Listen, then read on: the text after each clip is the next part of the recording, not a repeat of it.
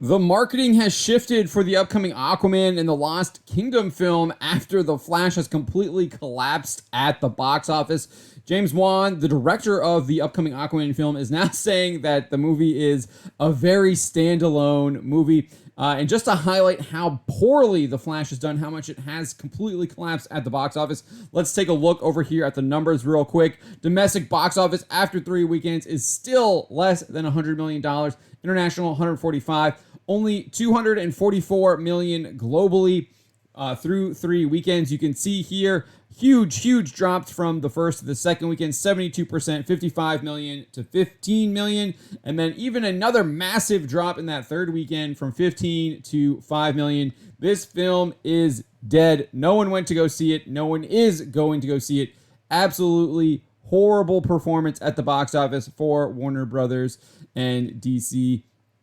And we are now seeing the fruits of that. Director James Wan recently spoke with comicbook.com, telling the outlet, well, Aquaman, even the first film, has always been a very standalone film. That was always our approach, that it kind of lives in its own world, and that's kind of how we've approached The Lost Kingdom as well.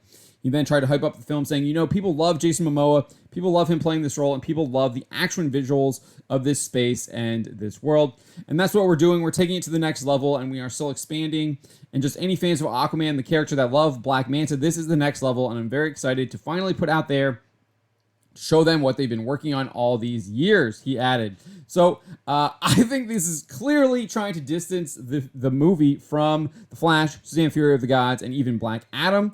In a complete shift in marketing. So I do want to point out that this is a shift because we had Jason Momoa tell Deadline at the end of January. He said, I love James Gunn, and so there's going to be some really cool things what they're doing with DC. And I definitely will be in more than just one. There's room for me to play a couple different roles. I've seen other actors do it. Yeah, I want a shot.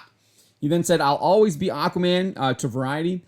Ain't anyone coming in there and taking shit. There might be some other characters too. I can play other things too. I can be funny and savage and charming. So it clearly sounds like to me Momoa was like connecting this film with the DCU in general, that his character would cross over. He would still be playing Aquaman, etc., etc. And that was at the end of January. Now, after Shazam! Fury of the Gods and The Flash have come out, we've got James Wan saying, this is a very standalone movie. We had Momoa even saying in March to Total Film here, he said, Peter Safran's my producer on Aquaman and Lost Kingdom and is a dear friend. I absolutely think Aquaman will be involved in the DCU. It's on, bro. There's no one bigger than Aquaman. So he's saying that his character is going to cross over into the DCU.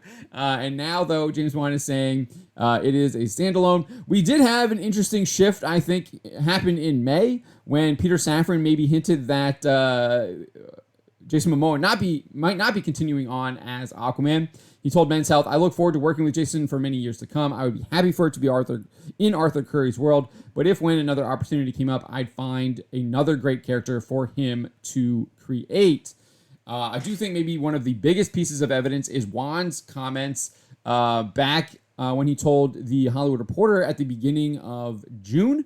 He said he had to, quote, make adjustments all along the way due to the DC reset that was supposedly going to happen in The Flash. So even James Wan said that the film was connected and he was making adjustments because of what was going on with The Flash and DC Studios. When he was asked how much adjusting have you had to do to December's sequel, Aquaman and Lost Kingdom, to fit DC's reset by way of The Flash, Wan said, well, I've had to make adjustments all along the way. The DCU has been through lots of different versions, and one of the things that was challenging about this film was keeping track of what's going on. He did say this, though. He said, fortunately, the Aquaman universe is pretty far removed from the rest of the world. We're going to many different underwater kingdoms that are not necessarily related to what's happening with the other movies and characters, so we're standalone in that respect. So he was saying that they were standalone in that respect, but he was clearly making changes to the film based on what was going to happen in The Flash due to the DC reset. Now he's basically saying that they're a very standalone film. I definitely think that's a shift in marketing due to the fact that this film, that The Flash bombed, Shazam bombed, and Black Adam performed poorly. So definitely seeing a shift in marketing here. I think this film might do even worse than The Flash. We'll see, given the fact that it's also got some heavy-handed political messaging that both James Wan and Jason Momoa have confirmed, especially with the climate change stuff that's happening. And it also is going to have some stiff competition too with Dune coming out in November. Dune Part 2. So there you have it. I definitely think this is a shift in marketing, and we'll see if it continues and how they actually try and position this film with The Flash absolutely just dying at the box office.